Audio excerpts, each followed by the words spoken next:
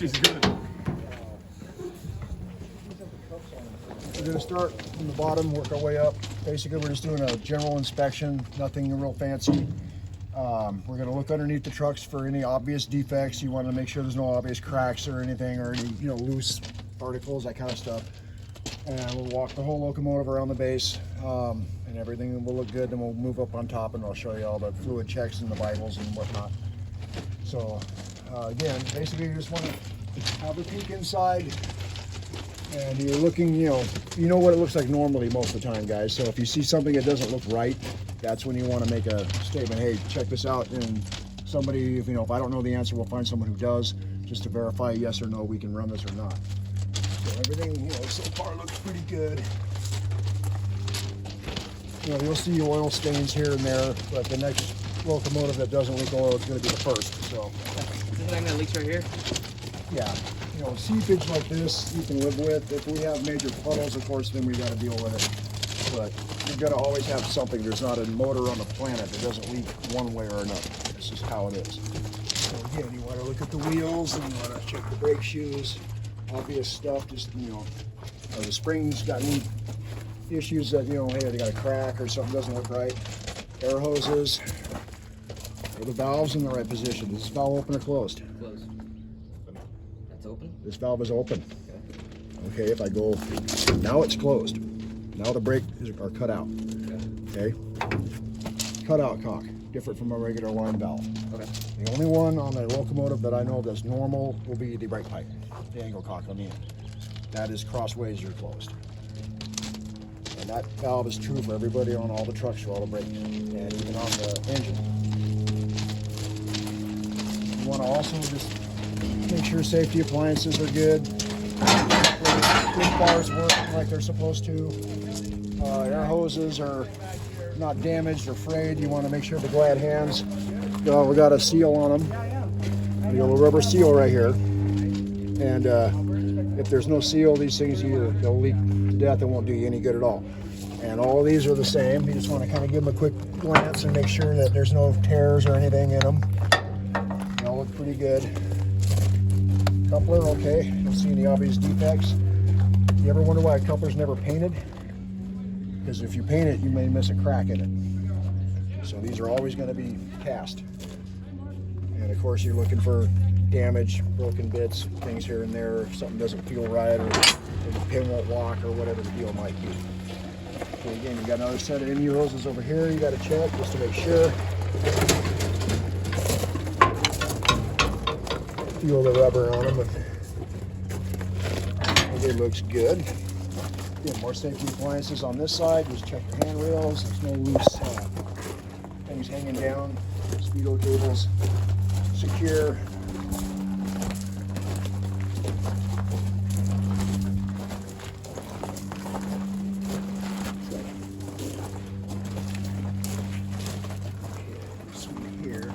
I believe this has an automatic blowdown on it for the air tank, so we don't necessarily have to drain them, because every so often it'll blow off and the collector and the water will drop on the ground. Okay, of course your fuel tank, there's no obvious fuel leak on the ground, kind of thing. Could be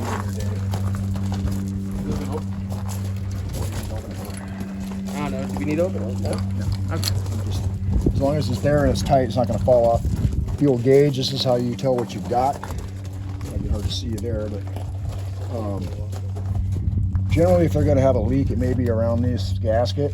And these, if you ever change the gasket and you don't crank all the bolts down, you literally just snug them down. And you put fluid in there, and if you see it seeping a little bit, you just slowly crank them down, because I learned the hard way on the 1006. If you squish the gasket out of there, you're done. It's going to, fuel everywhere. So that's when we learned, because logically you don't think that, but that's how those things work. Anyway, here's our overpressure for the air tank. If it gets over, I think it's 150 it's set to, that'll pop off. So, and brake cylinders, handbrake set, so that's why that one's out. There's no air on this locomotive at this moment, so all the other ones are going to be down. And of course, you want to make sure, first of all, that's tight. And as far as I'm concerned, there's no such thing as a too tight handbrake. You go click till you fart, and then I want another click after that. You know what I mean? Because these can roll away real easy. Yeah. And it's only the one wheel axle holding it. Anybody know why they put this F on the front of these things?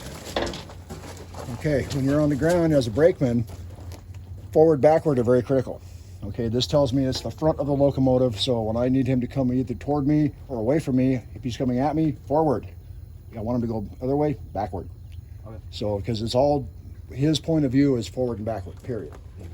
And as you work with people, you can come up with other signals that, you know, this and that, but generally that's why they have designate the front of the locomotive. That keeps people from getting killed. Smart. Okay, and again, we got more MU hoses up here. And you just want to give them a good check, make sure, you know, the rubbers all feel like they're really good in there because we keep those changed out. Angle cock for the brakes. This is the one I'm telling you right now, it's closed, okay? That's the only valve on there that's going to be a normal valve. All right, MU receptacle, here's where you plug in your big MU cable and hook all the air hoses. All these do really is hook all the air tanks together on the locomotive and controls all the independent brake on the locomotive. It has nothing to do with the rest of the train. All right, we can go upstairs now and check all the vital fluids and stuff like that. White, we got a green and a red. Why would that change? It doesn't go anymore? Should just spin one way or the other. There you go.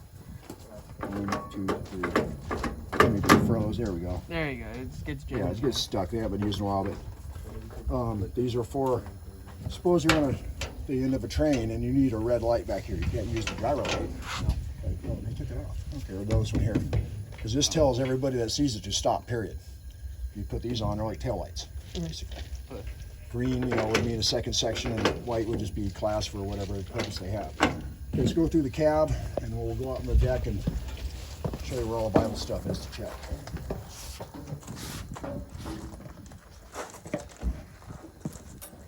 Okay, standard oil dipstick.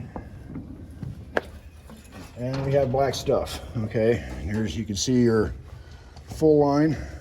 We're about 1 inch down, which is good. This is, again, it's gonna drop like the any other locomotives will. And you can see your levels on the stick, where you wanna make sure, you know, if when you're running, it's anywhere in this area, you're good. And in the roll section, you're fine. What happens when you get too much oil is it gets splashed up into the cylinders and causes problems. And if you have too little oil, there's not enough to get splashed up in there to lubricate the rings and things like that. So you want to make sure you're in that level. Generally, you fill it while it's running. There's the oil fill, I believe, is on the back here. There's a big cap on there somewhere, but we won't worry about that at the moment. But I think we're good this way. So that's the only thing on this side as far as fluids check, because that's what you guys wanted on your thing. Everything you want to look at, you know, what you can see. These are your fuel pumps. Here's where you actually adjust them. This little guy right here. This whole unit is one piece. These cylinder, liner, head, everything is all, if you pulled that off, you'd have the piston and rod sticking out of the block. And they tend to, you get, sometimes you get fuel leaks on these lines. So when you're, you know, doing a comprehensive inspection, you want to be checking all that stuff. We have these, they're easily replaceable. That's just one of the things you got to watch for in this. You also got these little fold out things that you fold them out and stand on them, which somebody was smart enough to think of. Okay, that's all on this side. We'll go to this side. I'll show you where the water is and the governor and all that other happy stuff. Go ahead, guys, I'm gonna close this.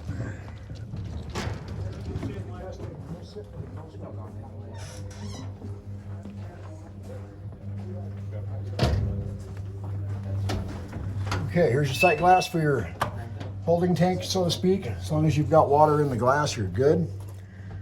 Generally, we like it about as full as it is. When you start it up, of course, it will drop a bit, but as long as you have water in there, you're pretty much good. This is also it's part of the oil cooler system. Coolant will flow through here and then in and out of the engine and all that to the radiators and whatnot, but this is like your fill-up point, basically. Here's your radiator fill. It's got a pressure cap, probably runs maybe 2 pounds, where your car is like maybe 15 or 16. You know, this will just kind of leak a little bit. Your car will be like Old Faithful when you pull the cap. Yeah. So, and this is all you need to really check in here is just make sure there's water in the glass, and then you're good to go.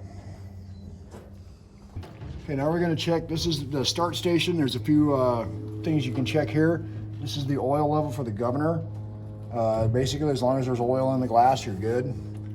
The fill would be right here, a little flip lid up top there, and it'll use, we've been told we can use the regular 30 weight engine oil, but we also, if you kind of have a can of like regular motor oil, you put it in there. But if you fill this, you put a little bit and wait a second because it will overflow instantaneously. There's too many small passageways. And after a little bit, you'll see the oil slowly start to rise. Okay, it's not like an instant dump it in right now, fill it up and you're done thing. It takes a couple minutes to do it. This is the load regulator. What this does is it keeps the generator and the diesel engine kind of pulling the same amount of load, so to speak, because you could have one working harder than the other. This kind of regulates that and keeps everybody working the same amount. You've got oil and fuel pressure gauges here. Of course, when you start the thing up, first thing you want to do is make sure the oil pressure comes up. If you don't have oil pressure after a minute or so, shut the thing down. Something's wrong. Is there a specific pressure that you need it to be at? It depends on the temperature of the oil. Normally on a cold or average day, it'll be up around 50 PSI at startup. Okay. But as you run it a while, it'll idle. It might be down around 20, 25. I believe the low cutoff is 7 or 8, but I'm not 100%. It's been a while since I looked at that, but it does have a low oil pressure shutdown on it. And then of course your fuel pressure is roughly 40 to 50 PSI, and you'll have all that up before you even crank the motor over. So, but again, this is basically the same kind of startup as the other EMDs. It's got a few little different things, but here's the lay shaft. And if you're ever starting one of these things, you don't want to just go like all the way in. Okay, you want to give it just enough to open the rack. You're injecting and you're just holding the thing running, and after this pumps up, you're going to feel it take over. Yep. When you get that, just don't floor it. Yeah. It's the worst thing you can do when you're starting an engine like this. So it will catch. So there's also, we got to open up some of these other doors over here. This is where the other fluid checks are. There's the main generator and the air compressor are in this.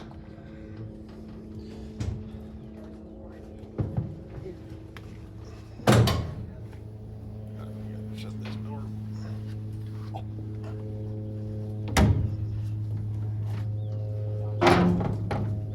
Your main and auxiliary generators here. There's actually a dipstick on this particular locomotive. I think it's the only one that has it. It threaded on. You just unscrew it, pull it out, and we've got oil on there.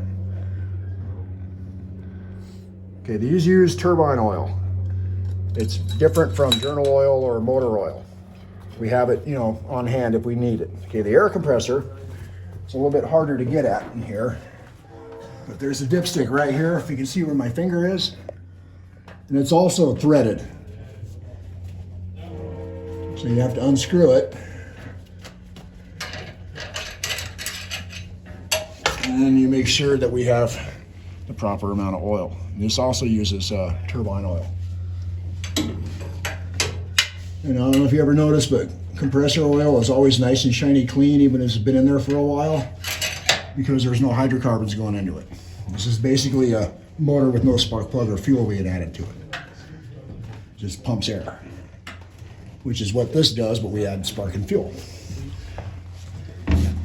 Okay, that's the basic checks on this particular locomotive as far as all the fluids you need to know about. Is this where you put? Yeah, so where you'd add a little bit of oil in here. There's also there'll be a corresponding, on the air compressors. They're pretty obvious. If not, we'll ask. We'll find the book, and we've got all the information we need. So also in here, this is one of the areas where if you wanted to check the motor brushes on the main generator, here's where a lot of them live. I know because I replaced all these a couple of years back, and I looked like a chimney sweep when I got done because I had to conform them all to the shape of the commutator in there. So there's a corresponding door on the other side, of course, and there's one that you can get to in the pit from underneath.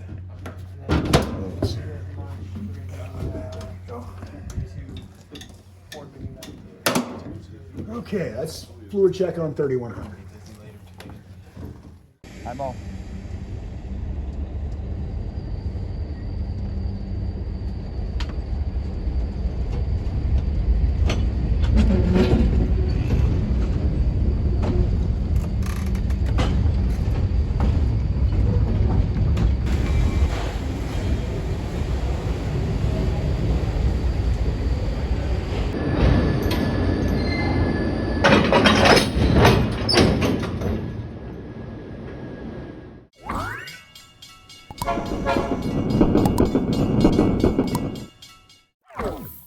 please support us and share.